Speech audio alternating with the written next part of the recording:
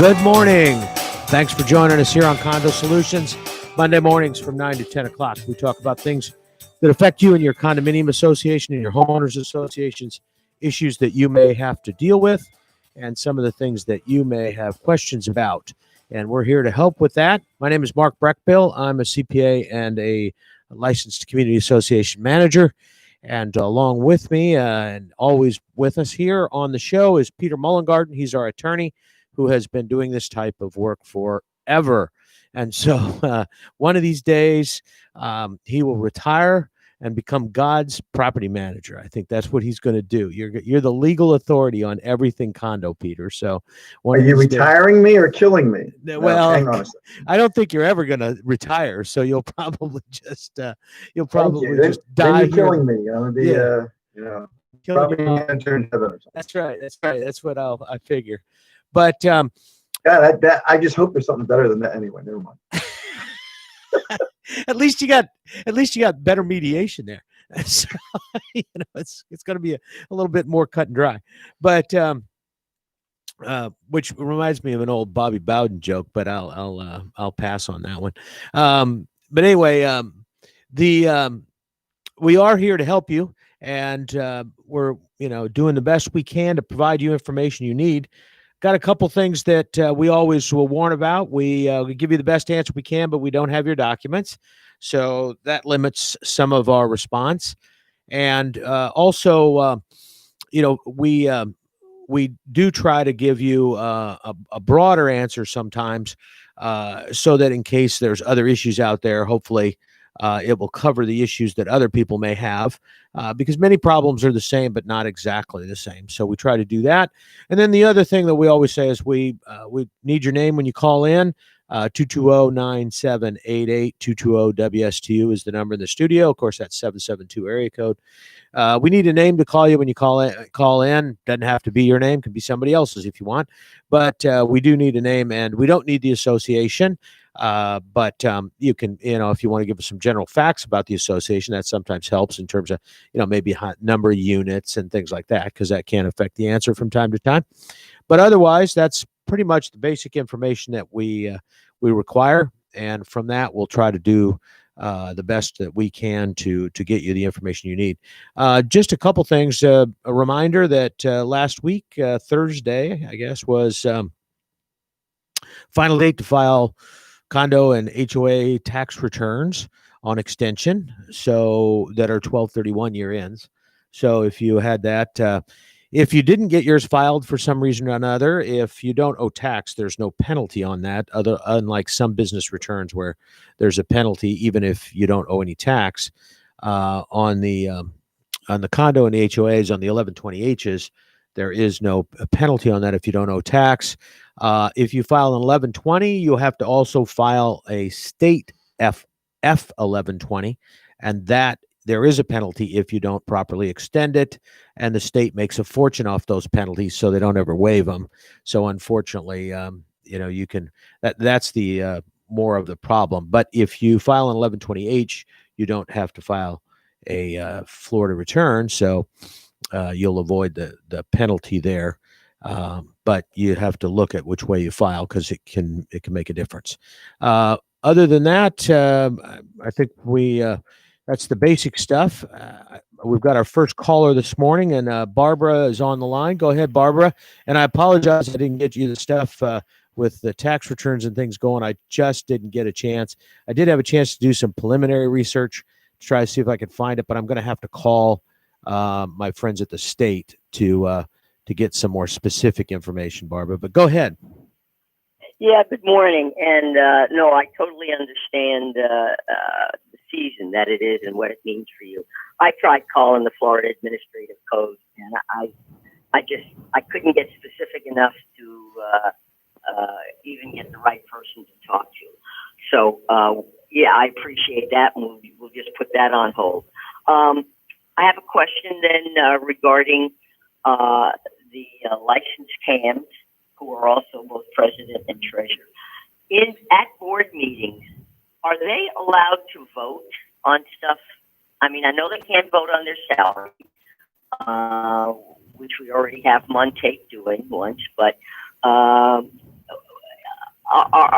since they handle all the contracts and they handle everything, and they handle the what goes on the agenda, it has to all go through them. Can they be both the licensed CAM and the president and treasurer of the association? Yeah. I mean, well, we talked about that before. I mean, I'm not sure whether I agree with them getting paid in those roles, but that besides that point, all directors vote. Okay, so all directors vote on all issues unless they have, a asserted conflict of interest. and as you pointed out, Barbara, just because something's legal doesn't mean it makes sense. I mean that you should do it, but in this situation, if you have a situation where they're eligible to be a board member and you elect them as a board member, then they, as Peter said, they have the right to vote. And as a board member, they take off whatever hat they might be wearing, their president hat, their treasurer hat, their property manager hat, and they vote as a board member. The issue there is payment, but if they have a license, if they're a licensed CAM, and they're being hired at a reasonable rate that's consistent with what you would pay, a property manager for, they have the right to, bid for those jobs in effect, if you allow them. And, if you hire them, they have a right to, to be the property manager.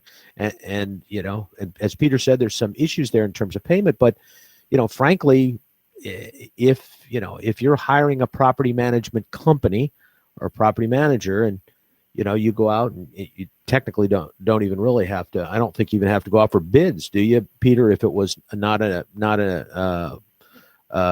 if there wasn't the potential for conflict, the manager is exempt from the bidding requirement. Yeah. Now in this situation, I'm not, Peter. I don't know what your opinion is. In this situation, I would say that they are probably not exempt from the bidding process, not because the property manager is, but this question of hiring someone and conflict of interest and what is reasonable. Without some sort of bid process, it would be very difficult to determine what the fair compensation would be, for that job. And I think they would be open to a lot of challenge if they were hired without any kind of, and rehired without any kind of process where their compensation would be deemed to be, reasonable and customary. But that's just my opinion. Yeah, well, again, I just wouldn't be paying, officers and directors to be the manager. But anyway, it's just not good. Yeah, it's just not good. It just doesn't. It's just it has a bad perception, and and it may be not legal depending how it's set up. So. You do what everybody else. You do what all these other the big property management companies do. You hire the person to manage some other property and pay them too much money. So yeah. I laugh about that, but that's true. I've seen that happen where they are not hired. They're not hired to manage the property they live in. They're hired to manage another property, and they're overpaid for that job so that they continue to get keep their property. That's why it's so hard to find some of the fraud that exists out there, because there's just not a clear path to some of this stuff. But anyway, I digress. Yeah, anyway. well, we had our board meeting last Tuesday, and we had put in a motion, a few of us, to have the board limited to 9 people. And that got shot down, and we're back up to 15, which means that things will stay as the status quo. Again, we ratified after the annuity had been purchased. Really? We ratified it. And when I asked how we can do this with our bylaws stating about the funds being kept in the bank, one of the board members said, "We voted on it. Case closed. Discussion ended." Yeah. So it's well, at that point, Barbara, I think you take off your I think you take off your board member hat and probably put on your unit owner hat and probably file a complaint. Like I said, no matter, regardless of what the statute there, this all falls into this concept of prudent investments, and the first aspect of that in terms of investing funds is your own documents. That's why we always say, we don't have your documents, but your own Right. documents determine what you're allowed to invest in. So if your documents say that you can only invest in FDI insured banks within St. Lucie County or Martin County or whatever, then that's what you have to invest in, and your board can change that. I mean, not your board, your members can change that by adjusting your Right. documents. But until they Correct. do, you're bound by it. So you can't. So he says that, Right. well, we voted. Well, no, you didn't, because you weren't allowed to vote. It's an illegal investment. You can't make an illegal investment legal by voting for it. Even if it was legal outside of this, statutorily legal, it's illegal based on your documents. So you can't make it right by the board voting for it. It would be the vote that's required to change those documents, and it would have to be noticed and voted on. So, Well, the complaint that was filed with the state, dropped the complaint, and the explanation that I was given was that since that first annuity does not appear in the official records, the unit owner did not have a right to see it. do what? Yeah, you heard me. Because it didn't show up in the official records. So That's what correct. they basically were saying is then it was an illegal, and it was an illegal taking of funds by a board member. In other words, if it's not owned by the association, not part of, somebody got whatever that dollar amount was of the annuity, somebody got that money, and that's theft. So I guess, yeah, maybe. I think that somebody needs to arrest the person is based on what the state's saying, because how can that be, Peter? I don't understand. Well, that. I don't understand it either. But apparently, because it was listed with the bank in the brokerage division, it was there, but it's not in our official records. That's what the president and the treasurer told me, and therefore the unit owner did not have a right, because we only have a right to see stuff that's in our official records. Well, What's not the official record?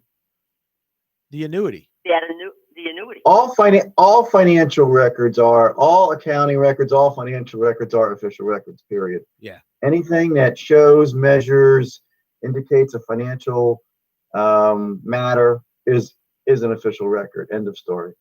Yep. Yeah. There's no exception to that. That's just. Yeah, I don't understand it. But the original complaint file where the unit owner asked to see a copy of it, asked to see a copy of it showing who the beneficiary of it was, and the position was that since the bank has the copy, we don't have the copy. I mean the stuff that gets thrown out there, I can't keep track of it. I honestly can't keep track of it. Now the state that was the state's response?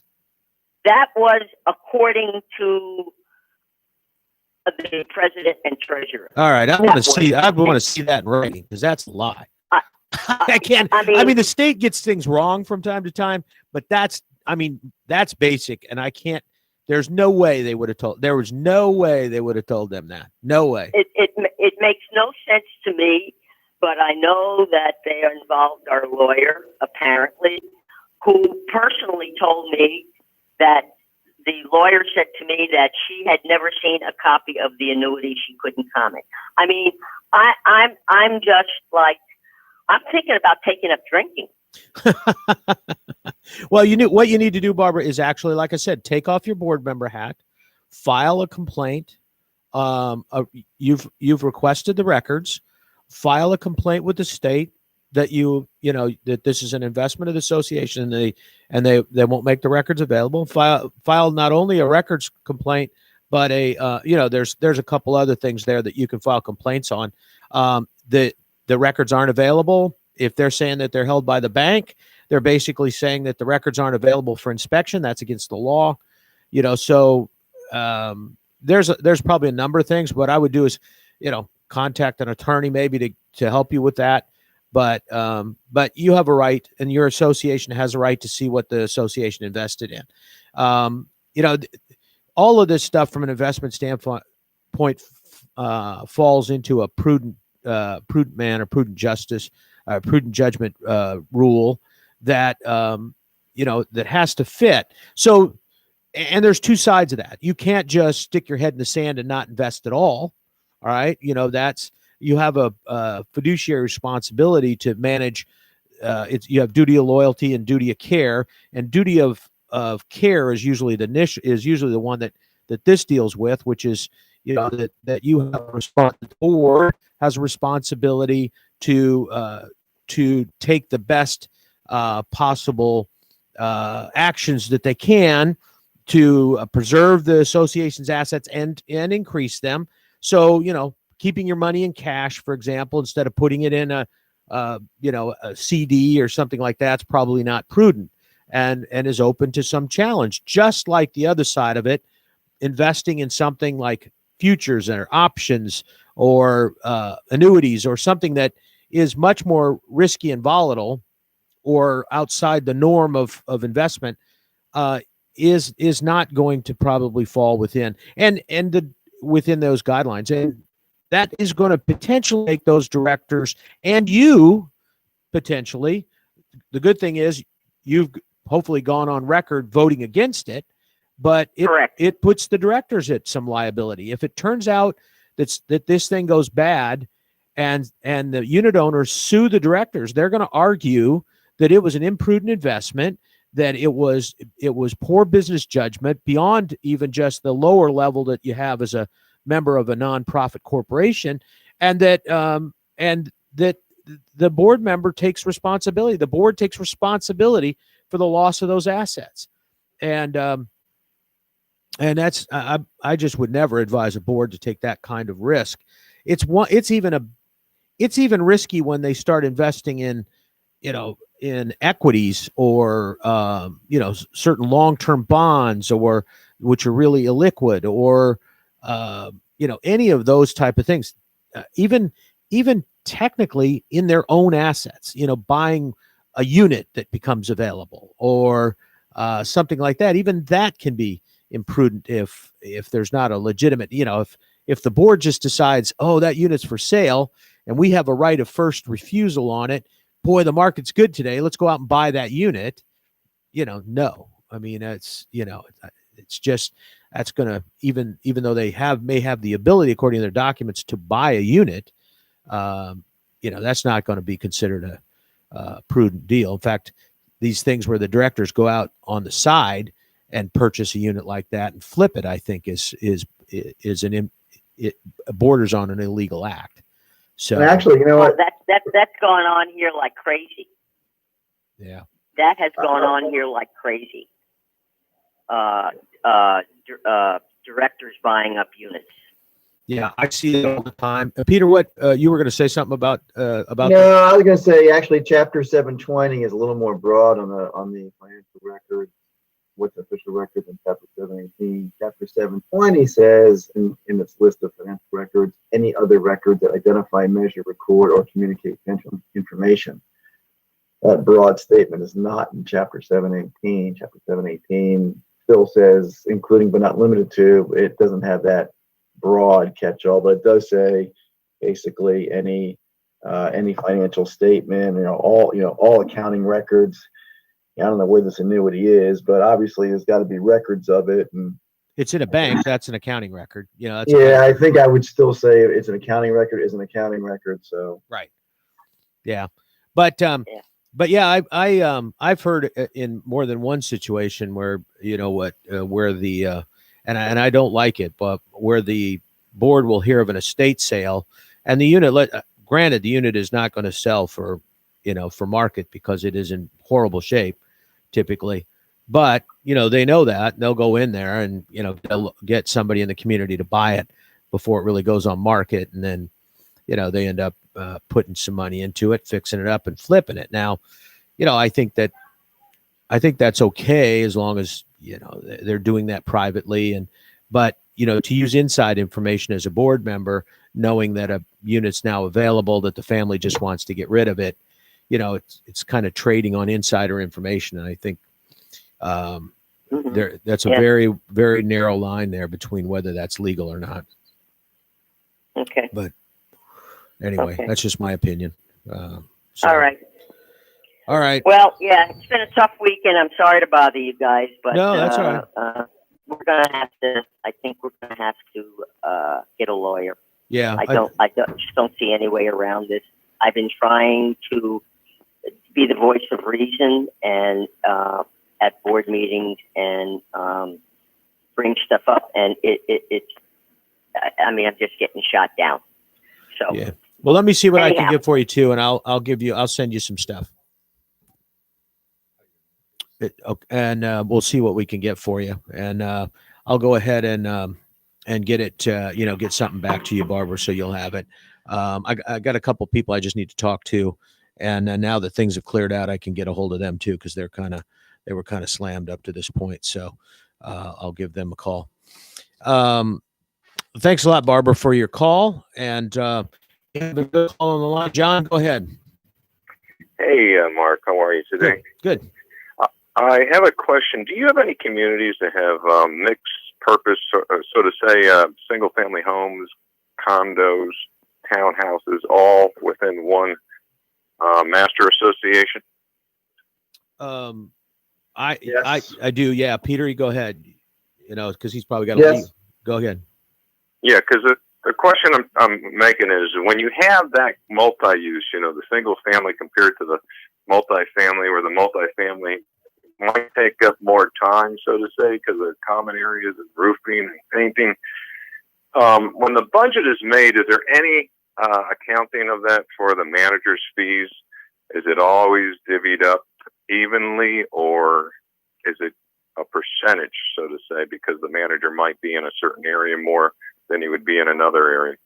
You know what? That depends. And actually, I've seen fights over this with respect to, where you have, let's say, a master association, which is what you'd be talking about, and you have a management company, and, who's paying what percentage of the fees and how much time. It really depends upon the contract, to be honest.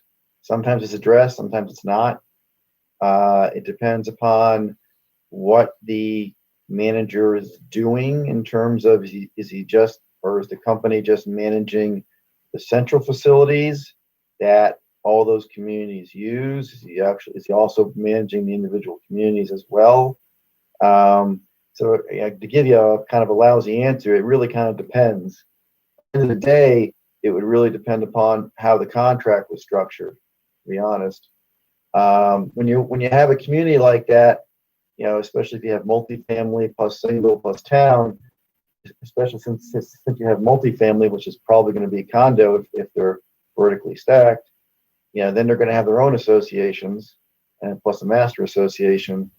So, like I said, that needs some thought at the time that the contract is signed in terms of allocation of time and cost. Otherwise, you end up fighting about it later. Yeah, and the way we have it is it's not addressed in the contract, and these are not so much condos; these are townhomes in my particular area. So we could all technically have our own, because we have 5 neighborhoods. We could all have our own small homeowners association, but because it's includes commercial property, we decided to go with the master property owners association, a POA, which includes a commercial area, which the manager really doesn't service at all. It's just that we've been getting a lot of tickets for the townhomes because of the painting, the roofing, leak issues, and it seems like he's over there most of the time. There's some communities that have landscaping, some neighborhoods, single-family homes, and then there's another single-family home neighborhood that doesn't have any landscaping.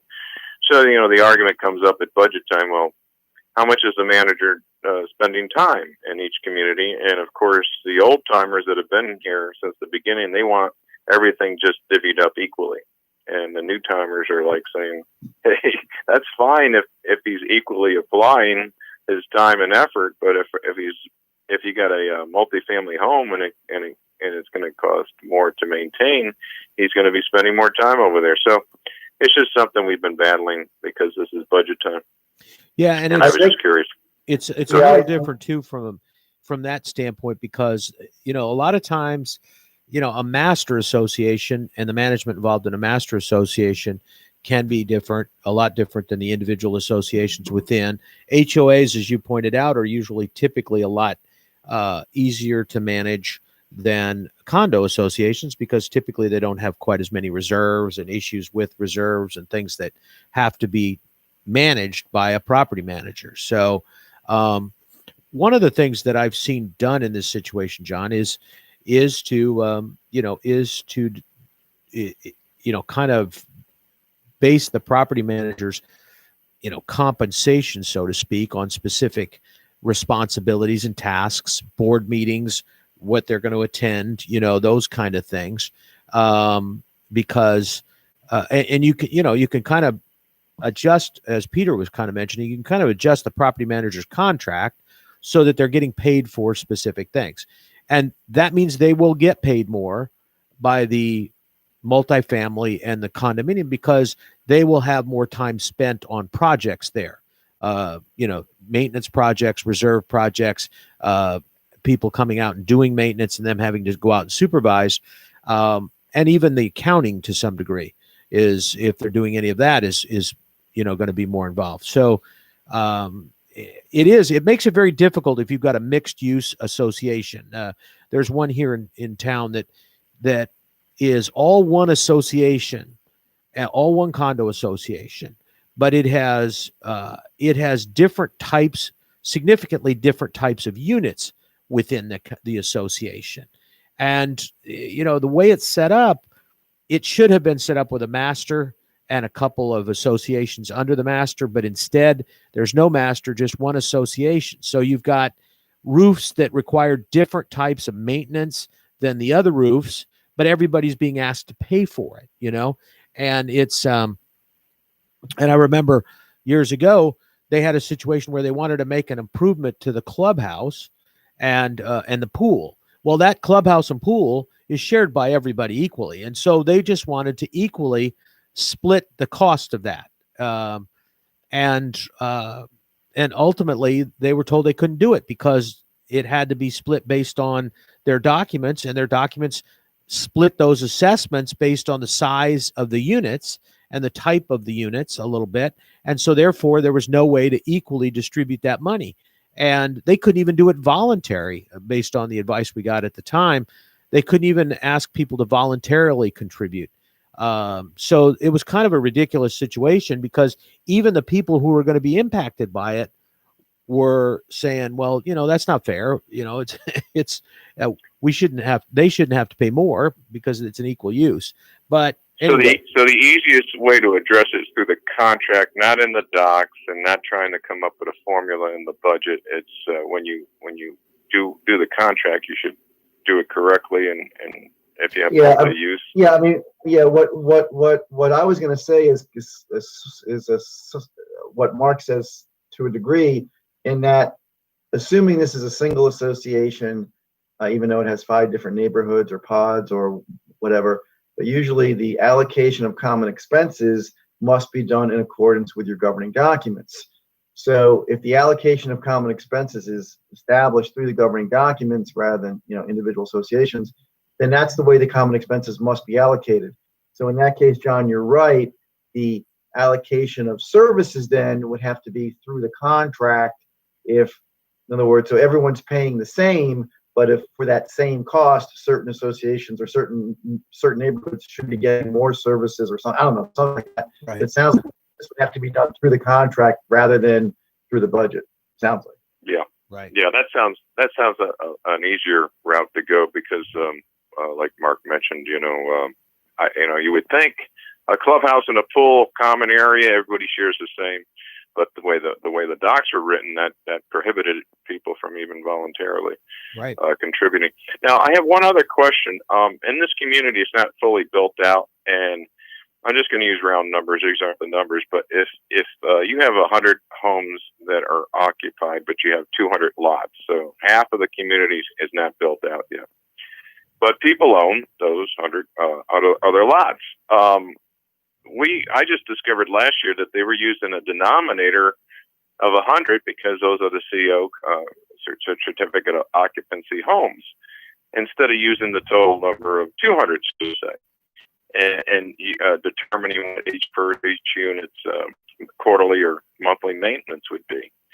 Have you ever run across that where, communities that are not fully built out, that they don't use the total lots and they only use the lots that are improved instead of including the unimproved lots?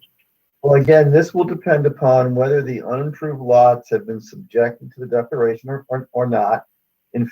Back when I was a developer lawyer, Mark always says dark side, but it's not really. But back when I was a developer lawyer, That's my Darth Vader. We would always bring in lots in phases, just so my client would not have to pay assessments for those undeveloped areas, would have the flexibility if he decided or she decided, that to stop the size of that community and maybe, do something else with those lots, that they never became part of the community. So the first thing is whether or not those undeveloped lots are subjected to the declaration. If they are, then generally speaking, they would be in the same formula, unless, like always have an unless, right? Unless documents had pay X and unimproved lots pay Y. I've seen that. And that once a lot becomes improved, it falls into a different assessment category as an unimproved lot.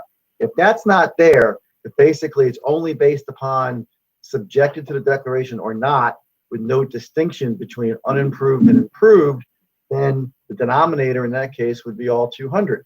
Okay, again, not looking at these documents, I'm just telling you what I think would be the analysis based on. That makes perfect sense, and I was afraid you were going to say that, but well, the problem is it's a CDD community with a POA, and each neighborhood also has their declarations. So do you go to the top? The primary order would be CDD over POA over communities. Well, I think that generally speaking, you probably have the CDC created first, POA second, and the individual pods, whatever, individual neighborhoods third. If it's a 3-layer like that, and then you have to see which communities have. Generally speaking, I would assume that each sub-association or each neighborhood, as they came in simultaneously, they would be annexed into the POA. Okay, I don't know. Yeah. I don't do too much with CDC, so I'm not sure how that underlying thing works as far as how much property was brought into the CDC originally.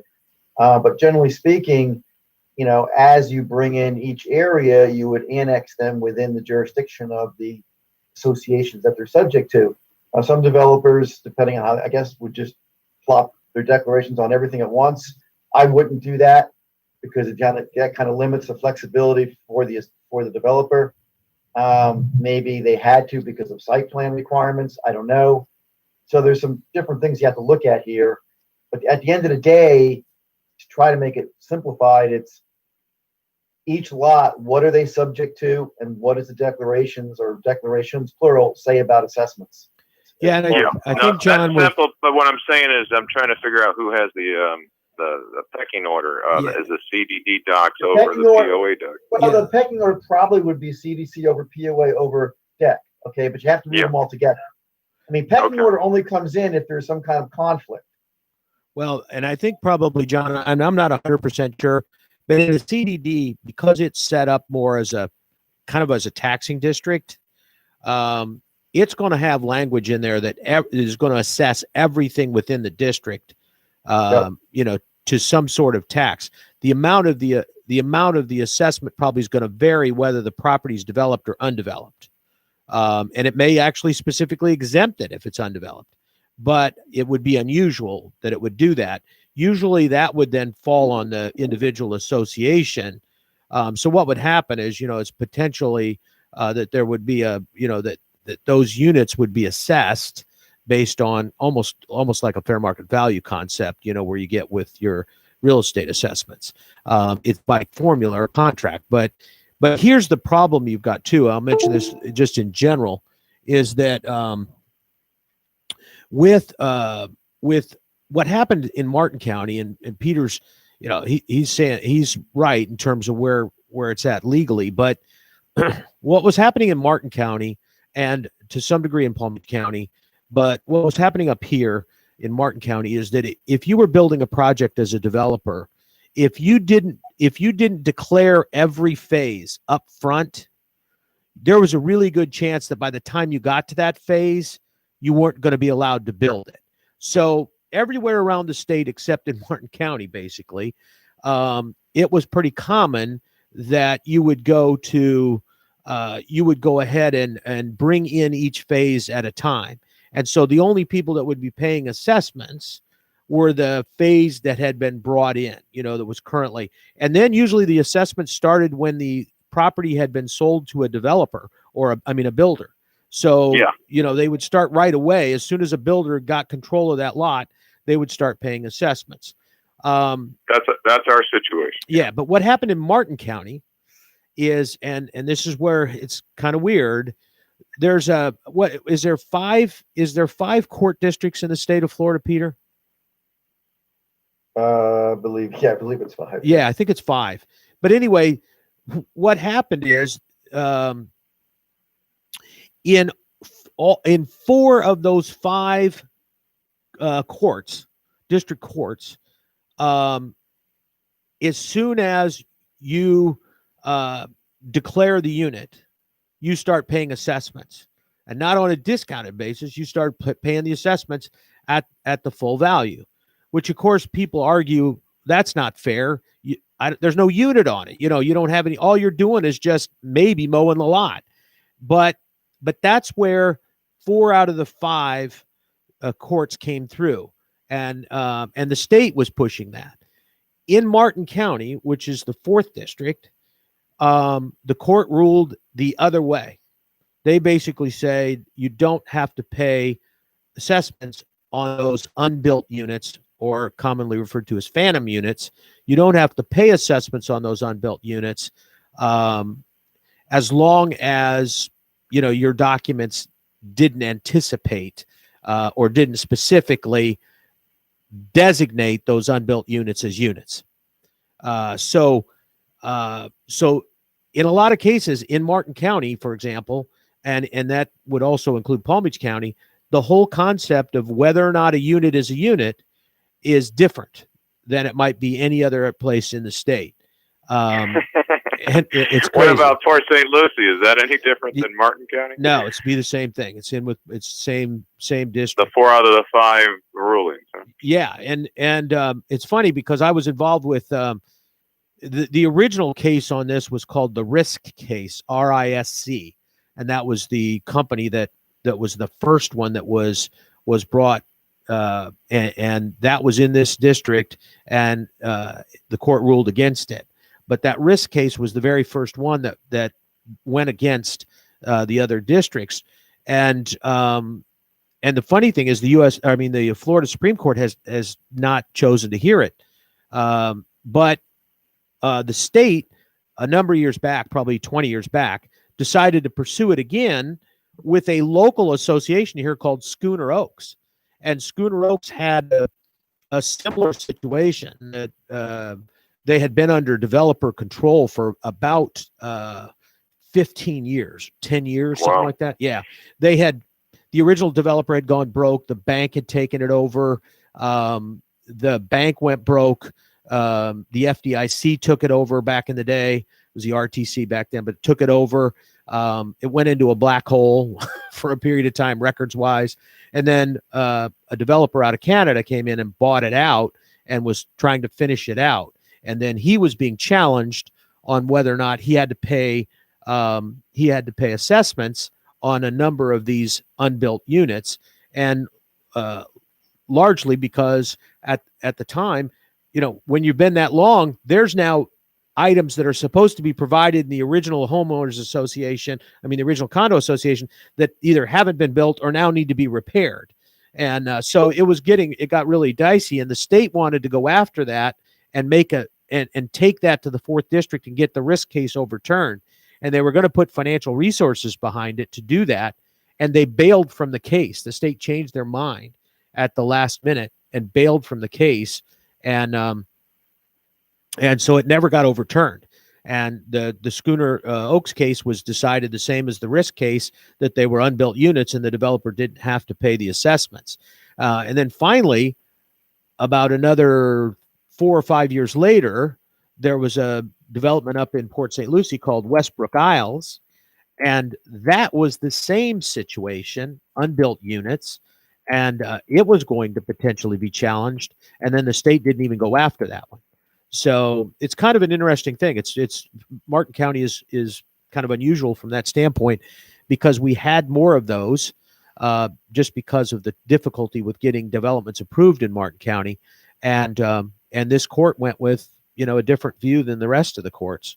So it's but the Supreme Court of the state of Florida, have they heard this? No, they've never heard it, and that's what was supposed to happen with Schooner Oaks, and was supposed to happen with potentially with Westbrook Isles, is that they were going to the division was going to pursue it, and they were going to drop it. Yeah, they were supposed to take it on appeal. If they lost in the 4th district, which they thought they would, they were then going to appeal to the Florida Supreme Court because of the fact that there was differences in the courts and they wanted unity. And but they never pursued it. They never pursued the appeal. So Martin County is the only county that you know of in the state of Florida that has their difference. Well, it's not just Martin County. It's actually the 4th district, which I think includes St. Lucie County. It includes, I believe, Indian River County, and it includes Palm Beach County, I think. Okay. Are the ones. Okay. It doesn't include Broward. Yeah, it doesn't include So Broward. It doesn't include Miami and all that. It's up in this area right here. The thing is, it's more of an issue in Martin County. St. Lucie County never had a problem with getting their developments approved. So there were more phased developments in St. Lucie County, like Peter's talking about. That's actually what Peter said is actually the way to do it. You bring each phase in as you complete and sell the original phase. And so that was being done pretty consistently in Palm Beach County and St. Lucie County. So it was more of an issue in Martin County. But they didn't use the terminology improved and unimproved lots. No, it's called unbuilt. No, it's called unbuilt units. Right. And so what happens is when you bring that into the declaration, those become units. There's no definition in the unit. Units aren't defined as built, unbuilt typically. Well, they used to call those phantom units too. Right. Phantom units. You use that term too, right. Phantom. But if it's a lot, for instance, there's a townhome development in the area, and some of them are 4, some of them are 6. But on those empty lots, as far as the assessor goes, those are just, they divvy it up the lots as far as what the units are going to be, I guess, in the future. So if there's 4 lots in a row and a building's going to go there, those are not called unimproved lots, or they would be called units. What you just said, phantom units. Well, they'd be called unbuilt or phantom units. Yeah. I mean, if they've been separated, if they've been subdivided as individual lots, and again, and if the declarations say that each lot is assessed at whatever, then they would be assessed just like any other lot, unless they are. Unless there was a distinction between improved versus unimproved. You want to call them phantom, you want to call them unbuilt. I don't really care what you call it. Okay. But if they've been declared as a lot and that declaration says each lot pays whatever, then they pay, whether there's a unit on there or not. So it really depends. Again, not to repeat myself, it really depends upon how it breaks down in the declaration for the assessments. Right. And in St. Lucie County, John, in St. Lucie County, a lot of times, because Port St. Lucie and St. Lucie County, but particularly Port St. Lucie and that, have been very pro-developer in terms of encouraging development, it was never a problem to get a phased project through. I mean, look at St. Lucie West and all of that. I mean, that was a huge project. So it was never a problem getting those kind of things approved in the day. So a lot of documents in St. Lucie County are going to be different than documents in Martin County, because those documents are they're going to allow for phases, but they're not going to declare those phases until they start building on them. Whereas yeah, well, in Mo- that's the case. They've built on these, but they've been stalled because they just can't sell these. Right. These. And that's in Martin County, though, you got 4 phases. You go in and declare all 4 phases at the same time so Yeah. that you've got approval for it. So you don't have to worry about, 6 years down the road, the commission is switched and they say to you, well, we're not going to approve that, Mhm. Or Yeah. worst case, Well- like in Martin County, they let you build it and then they come back in and the court comes back in a few years later and says they didn't have the authority to let you build it, tear it down. And they tore down a 3-story condominium or apartment complex. It was apartment, high-end Wow. luxury apartment complex in Martin County. That was crazy. But anyway, Yeah. Yeah. So that's where we're at. We just got to find out in our docs whether the owner of all these lots where this development did not pan out. They only have 4 buildings and they haven't built any more. We just got to find out in the docs how it reads. Like Peter says, even if the county has divided these lots up and they're assessing each one of these lots, that has nothing to do with our docs, because our docs might say that unimproved such and such percent. And that's the conundrum. I guess I go to the CDD first because they probably have the highest pecking order. yeah. And But I know I have to read all the docs, but if your lower docs conflict with the upper doc, then it really doesn't matter because the upper doc is the one you go by, right? Right. Yeah. The CDD is the governing entity for everybody. So it's going to go based on the initial is going to go based on what their documents say. And then beyond that, it's going to go beyond that. Yeah. Because the neighborhoods could write whatever they want, but if the CDD says no, they have X percentage, you got to go by what they say. It's going to be based on theirs in terms of built, unbuilt, and all that. It's going to be based on their documents, and I'm sure there's language there. Mm-hmm. I hope so. Well, Thanks again, guys. Your show's coming up to an end, but I appreciate all your time and effort, and I always enjoy listening. God bless. Thanks for the call. Thanks, John. It's that was kind of an interesting day today with some real good calls, and appreciate that, and appreciate everybody joining us on Monday mornings 9 to 10. Tell your friends about it. Call in, ask questions. We're here for you. And Peter, thanks for always being there. You're a treasure trove of knowledge. How's that for a Monday morning? So anyway, we appreciate everything you guys are doing out there in your associations.